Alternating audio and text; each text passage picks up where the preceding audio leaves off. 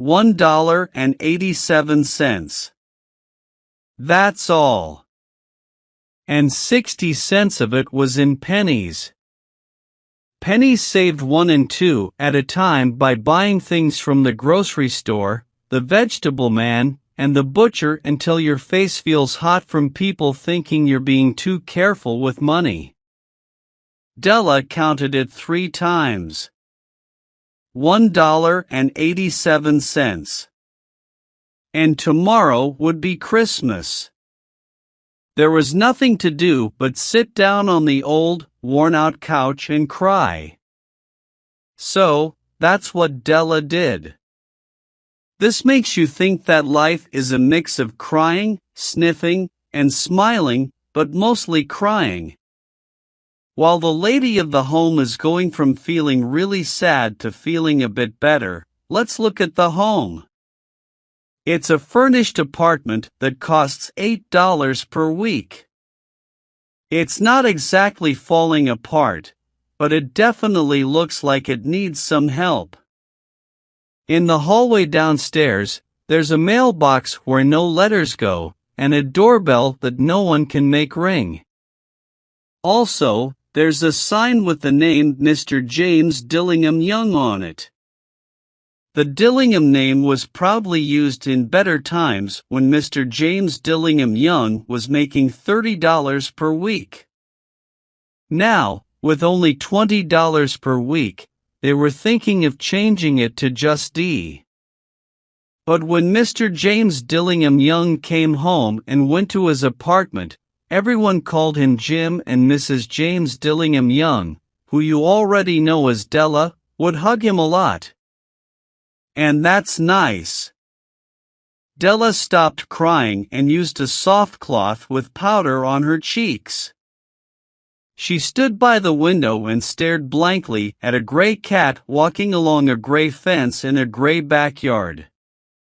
Tomorrow was Christmas Day, and she only had $1.87 to buy Jim a present. She had been saving every penny she could for months, but $20 a week doesn't last long. The costs were more than she thought they would be.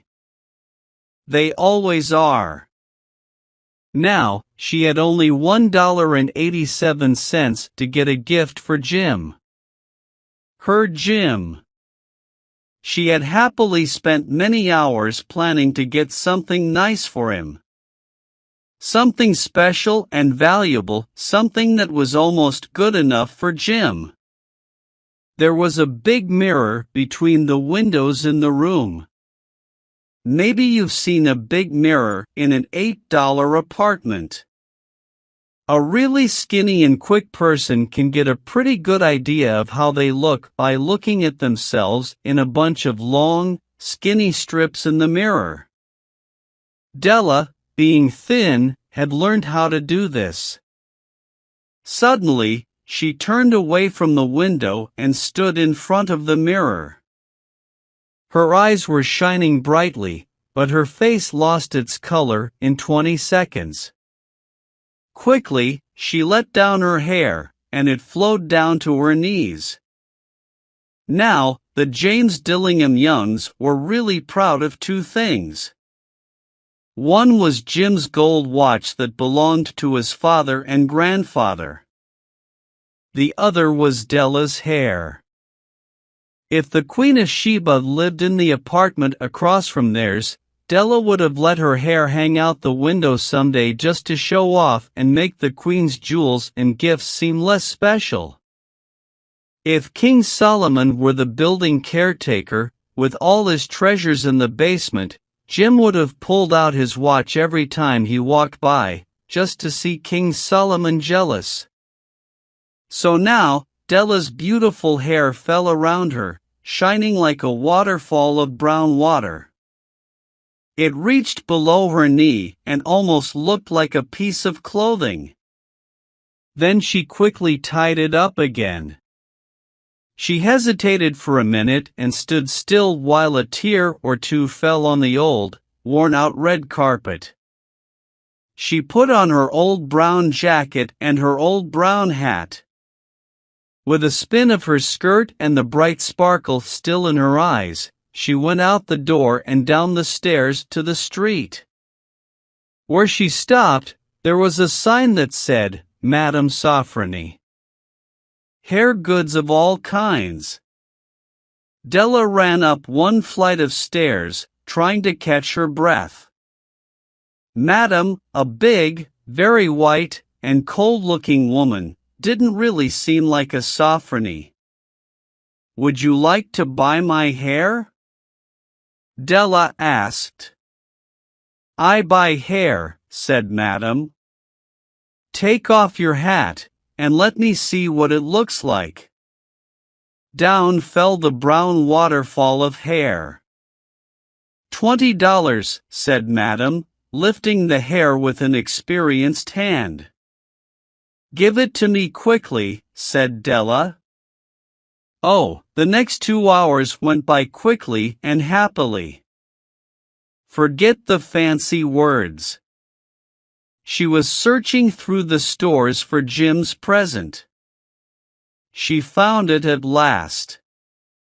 It was definitely made for Jim and no one else. There was nothing else like it in any of the stores, and she had looked through all of them. It was a platinum fob chain, simple and pure in design, showing its value by its substance and not by unnecessary decorations, as all good things should. It was truly fitting for the watch. As soon as she saw it, she knew it had to be Jim's. It was just like him. Quiet and valuable, those words described both. They took $21 from her for it, and she hurried home with the 87 cents. With that chain on his watch, Jim would be rightly concerned about the time in any situation. As great as the watch was, he sometimes looked at it secretly because of the old leather strap he used instead of a chain. When Della got home, her excitement turned a bit more sensible. She took out her curling irons, lit the gas, and started fixing the damage caused by being generous out of love. Fixing that, my dear friends, is always a huge job, a really big job. In about 40 minutes, her head was covered with small, closely packed curls that made her look a lot like a schoolboy playing hooky.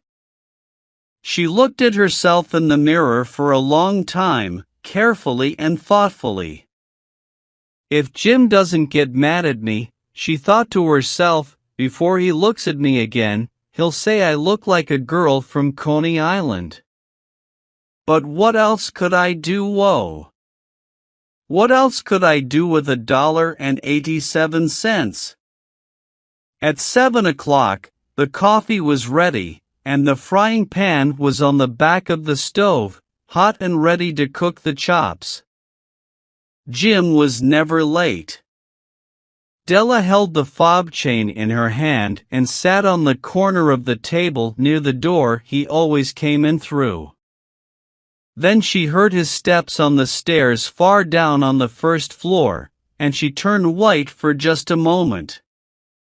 She always said a little silent prayer about simple, everyday things, and now she whispered, "Please God, make him think I'm still pretty." The door opened, and Jim came in and closed it. He looked thin and very serious.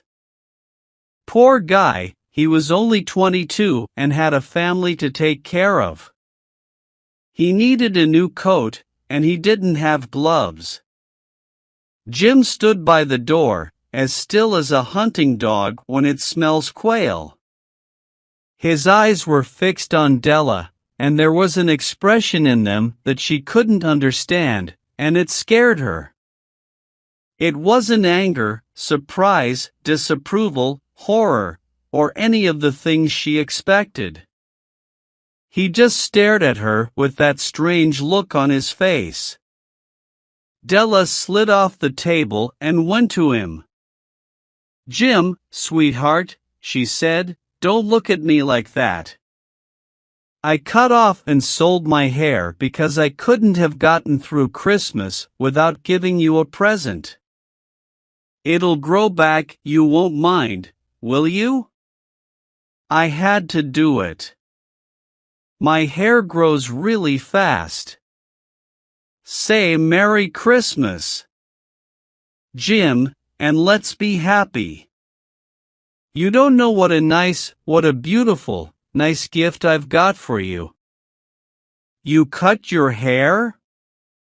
Jim asked, like he hadn't quite figured that out yet, even after thinking really hard. I cut it off and sold it, Della replied. Don't you still like me? I'm still me without my hair, right? Jim looked around the room as if he couldn't believe it. Your hair is really gone, he said, almost sounding silly. You don't have to look for it, said Della.